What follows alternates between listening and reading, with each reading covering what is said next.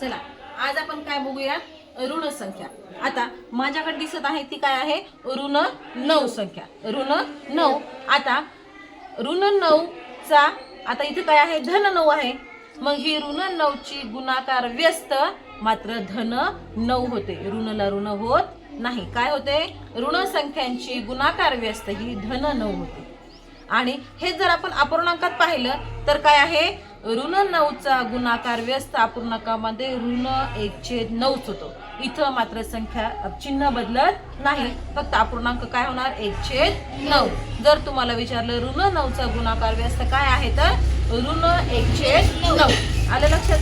आता बघू इथं दुसरी बाजू काय आहे. दुसरी इथे समोर दिसत आहे ऋण 9, बरोबर आहे. ह्याच्या खाली आहे ऋण 10. काय आहे, ऋण 10 हे ऋण 9 पेक्षा लहान आहे. कारण की जेव्हा आपण ऋण संख्या घेतो तेव्हा मोठी संख्या ही छोट्या संख्यापेक्षा लहान असते. कारण की ती काय आहेत, ऋण आहे. आपण संख्या पट्टीवर पाहतो आणि ते जर इथं बघितलं तर ऋण 8. आता मात्र काय आहेत, ऋण 8 हे ऋण 9 पेक्षा मोठे आहे आणि ऋण 9 हे लहान आहे. लक्षात आली संकल्पना. आता तुम्हाला जर मी असं कार्ड दिलं तर सांगता येईल. हा चल मग आता तुम्हाला सगळ्यात अगोदर मला गणराज दाखवेल. बघ बरं आता तुझ्याकडे कोणती चिन्ह आहे, ऋण 9. ऋण 9 आहेत का, 2. हा ऋण 2 आहे. बरोबर. आता मला तू दाखव मधले काढून. गुणाकार व्यस्त 2. हा गुणाकार व्यस्त काय आहे, धन 2 म्हणजे किंवा 2. आणि इकडं गुणाकार व्यस्त काय आहे? गुणाकार व्यस्त ऋण 1/2. ऋण 1/2. बरोबर. आता डबे पलटव. हा आता ही कोणती चिन्ह आहे, ऋण 2च आहे. बरोबर. आता कोणतं आलं, ऋण 3. हा ऋण 3. आता ऋण 3 ऋण 2 पेक्षा कसे आहेत, छोटे. हा छोटे आहेत म्हणजेच लहान आहेत. आणि आता पलीकडच्या साईडला कोणतं आहे, ऋण 1. हा ऋण 1 कसे आहेत, ऋण 2 पेक्षा मोठे. मोठे आहेत. आणि ऋण 2 कसे आहेत, छोटे. बरोबर. तुला सांगता येईल आचार. हा तुम्हाला दाखव बरं ह्याचं कोणतं आहे तुझ्या तसा, ऋण 3. ऋण 3. बरोबर.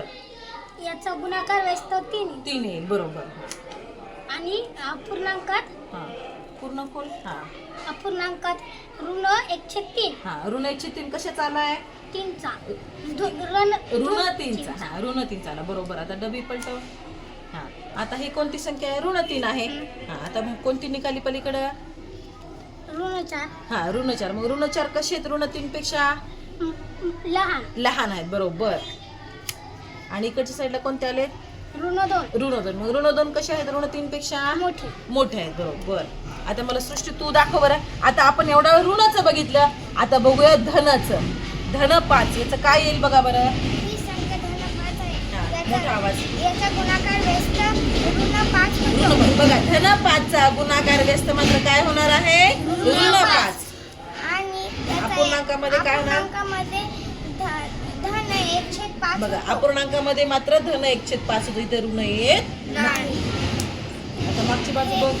हे 5 अंक आहे. धन 5 अंक आहे आणि हे 4 पेक्षा 5 हा अंक मोठा आहे आणि 4 लहान आहे आणि हे 5 पेक्षा 6 हा अंक मोठा आहे. बरोबर. शाबास. आता मला हे सांगाल शिवम तू सांग बरं. आता तुझ्याकडे कोणती संख्या आली, ऋण 7. ऋण 7. बरोबर. आता ऋण 7 काढ बरं. मध्ये काय आहे बघू, 7. आता ही काय आहे, ऋण 7 ची गुणाकार व्यस्त. गुणाकार व्यस्त आहे. बरोबर. आता पलीकडच्या साईडला कोणती आली बघ बरं. गुणाकार अपूर्णांकाचा गुणाकार व्यस्त काय आलाय, धन 1. धन आहे का बघ बरं. ऋण 1/7. बरोबर. ऋण 1/7. आता डबी पलटव बरं.